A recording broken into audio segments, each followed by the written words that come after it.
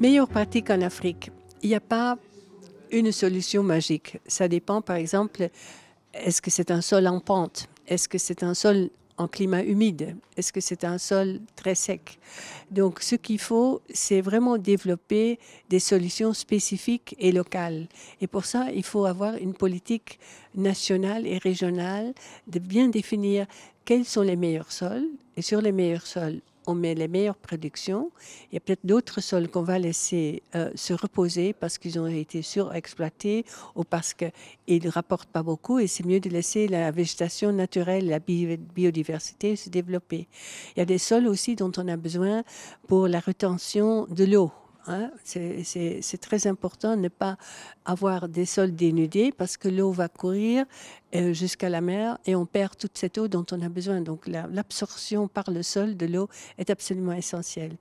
Mais malheureusement, il y a très peu de gens qui ont cette vue d'ensemble des sols. Et pour ça qu'on a donc besoin des jeunes, d'une nouvelle génération de scientifiques des sols, de préconisateurs, de vulgarisateurs qui développent la meilleure solution pour chaque endroit.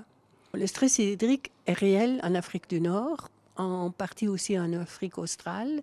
Il est moins important dans d'autres parties de l'Afrique.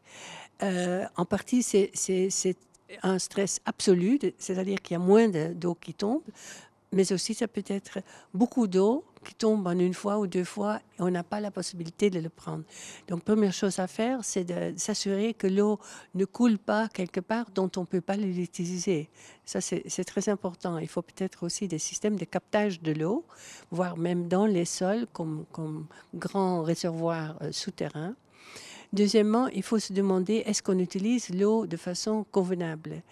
Et là, pour les cultures qui prennent beaucoup d'eau, c'est pas tellement l'eau contenue dans par exemple, les fruits et les légumes, mais c'est le fait qu'on laisse couler énormément d'eau qu'on n'utilise plus après. Donc, le recyclage d'eau est aussi important. Je ne crois pas qu'il faut dire il faut tout éviter, par exemple les pastèques. C'est pas l'eau dans la pastèque même, mais c'est l'eau utilisée pour la produire.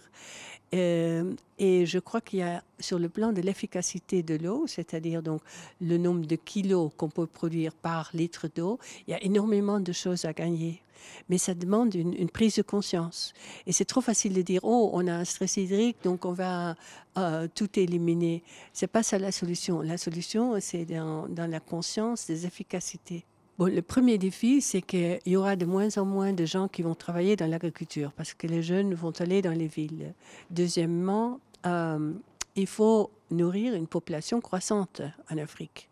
Et donc, il faut produire plus, pas moins. Il faut le faire donc avec moins de main-d'œuvre sur des sols qui sont en péril. Donc, ça, c'est un grand truc. En plus, on demande de l'agriculture d'aider à capter du CO2 de l'atmosphère. Donc, ça aussi, c'est un travail. Ça ne marche que quand on a une agriculture absolument optimisée, avec les meilleures techniques, la meilleure façon d'utiliser ces sols, et surtout le couvrir avec une couche végétale pour qu'il n'y ait pas plus d'évaporation et pour capter justement le CO2. Ça demande probablement un travail aussi de regarder des nouvelles cultures, des nouvelles variétés qui peuvent faire ce travail. C'est très logique quand il y a des changements du climat, ou disons au moins sur 10 ou 15 ans, qu'on a besoin d'autres cultures. Mais je crois que là, il n'y a pas encore un effort vraiment concerté, vraiment poussé. C'est pas encore une priorité nationale. Et le consommateur, malheureusement, il va au supermarché et il se dit, bon, il y a toujours du couscous, je ne me fais pas de soucis. Et ça, c'est dommage. Il faut que cette prise de conscience se fasse partout. Bon, je crois que la technologie peut aider à savoir exactement ce qui se passe. Hein. On peut mesurer très, très bien la matière organique dans les sols, le stress hydrique de la plante, la capacité d'eau dans le sol, etc. Donc ça va aider à décider qu'est-ce qu'on fait, où et quoi et comment. Donc la technologie peut certainement nous donner plus d'informations. Il y a aussi une autre technologie qui bien sûr est nécessaire quand il y a moins de main-d'œuvre, il faut mécaniser. Mais il ne faut pas mécaniser avec ces énormes trucs qui vont détruire le sol. Il faut une mécanisation intelligente. Et en plus aussi, il ne faut pas avoir des pertes après récolte, parce que quand même, après récolte, on perd énormément. Et donc ça, c'est vraiment une perte non seulement de sol, mais aussi de l'eau, parce qu'on n'a pas utilisé le terrain comme il fallait.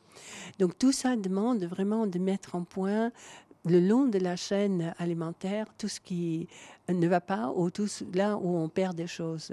Et ça demande de nouveau des jeunes qui sont capables et intéressés à faire ce travail. Je crois qu'il y a beaucoup plus à faire, mais une chose très importante qui est aussi un peu ma mission, c'est vraiment quand même convaincre les gens et surtout les jeunes que c'est vraiment une profession qui mérite d'être faite parce que c'est essentiel pour notre futur en tant qu'humanité.